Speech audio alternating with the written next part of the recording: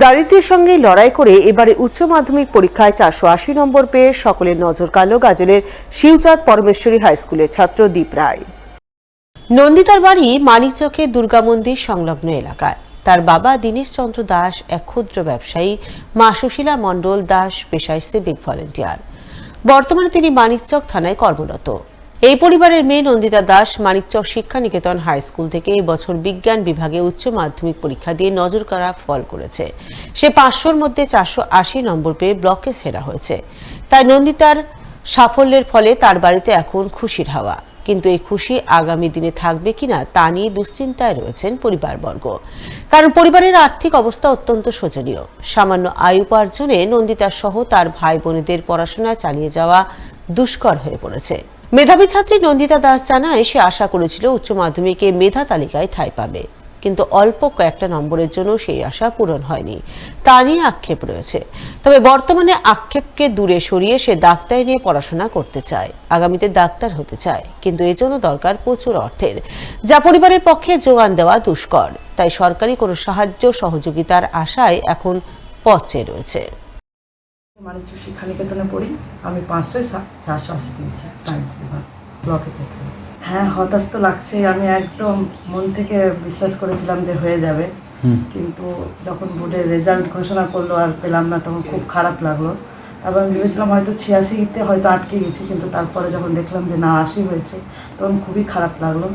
তো আমি যেগুলো সাবজেক্ট ভেবেছিলাম যে বাড়বে বা বেশি আসবে, ওগুলোতে কয়েকটা কম এসছে, একটু গড় মিল কিছু হয়েছে হয়তো।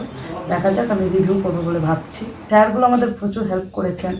অনেক স্যারকে আমরা বলেছিলাম বা আমি বলেছিলাম যে স্যার আমার প্রবলেম হচ্ছে, তো ওনারা অনেকটা হেল্প করেছেন বলে আমার অনেকটা সুবিধা হয়েছে বলে আমি কন্টিনিউ করতে পেরেছি এবং আমি আজকে এই জায়গায় আছি। সবচেয়ে বেশি সাপোর্টিভ আমার মা। যেহেতু বাড়ির আয় খুব কম আর আমাদেরকে হালটা ধরতে হবে বাড়ির, সেহেতু ভাবছি যে এখন MBBSটা করব, তারপর দেখা যায় পরে কি হবে জানি না। যদি কোনো সহায়তা পাওয়া যায় তো খুবই খুবই ভালো হয়। উচ্চ মাধ্যমিকে নজর কাড়া ফল করল মালদার মানিকচক শিক্ষা নিকেতন হাই স্কুলের পরীক্ষার্থী নন্দিতা দাস। মাধ্যমিকের পর উচ্চ মাধ্যমিকেও প্রথম হলো মানিকচক ব্লকে। দীপের বাবা নেই, মা থাকলেও তিনি সাধারণ গৃহবধূ। পরিবারের অবস্থা নুন আনতে পান্তা ফুরোয়। দীপরা 4 ভাই বোন, 2 দিদির বিয়ে হয়ে গেছে। দাদা গাজল কলেজে ইংরেজি অনার্স নিয়ে পড়াশোনা করে এবং দীপ গাজলের শিবচাঁদ পরমেশ্বরী হাই স্কুল থেকে এবছর উচ্চ মাধ্যমিক পাশ করেছে। সে 500-র মধ্যে 480 নম্বর পেয়ে সকলকে রীতিমতো তাক লাগিয়েছে। দীপ জানায়, তাদের পরিবারের আর্থিক অবস্থা অত্যন্ত শোচনীয়।